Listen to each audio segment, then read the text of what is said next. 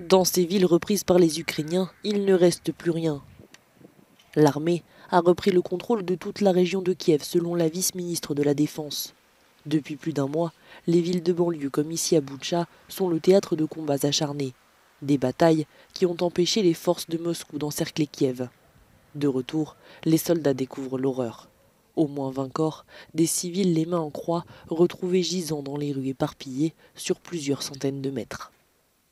L'armée russe semble les battre en retraite sur plusieurs fronts, mais d'après le président Volodymyr Zelensky, la guerre entre dans une phase critique.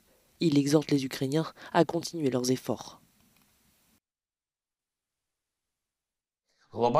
L'architecture de sécurité globale a échoué. La paix pour nous ne sera pas le résultat d'une quelconque décision de l'ennemi, quelque part à Moscou. Nous ne devons pas nourrir le vain espoir qu'ils quitteront simplement notre terre. Nous ne pouvons que lutter pour la paix. Et nous l'obtiendrons dans des batailles acharnées, dans des négociations et dans un travail quotidien vigoureux.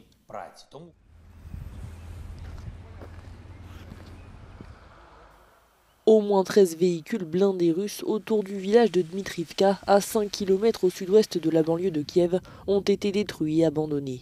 Mais les combats continuent. Une série d'explosions a ravagé la ville d'Enerodar, près de la centrale nucléaire de Zaporizhia. L'agence nucléaire ukrainienne a rapporté les attaques ce samedi sur sa chaîne Telegram. La centrale, qui génère plus d'un cinquième de l'électricité ukrainienne, est l'une des plus grandes installations nucléaires d'Europe. La ville serait sous contrôle russe depuis le 4 mars. Si l'armée ukrainienne progresse, la Russie reçoit du soutien, notamment des Tchétchènes. Sur cette vidéo publiée par le dirigeant Ramzan Kadyrov, de nombreux combattants volontaires se dirigent vers l'Ukraine.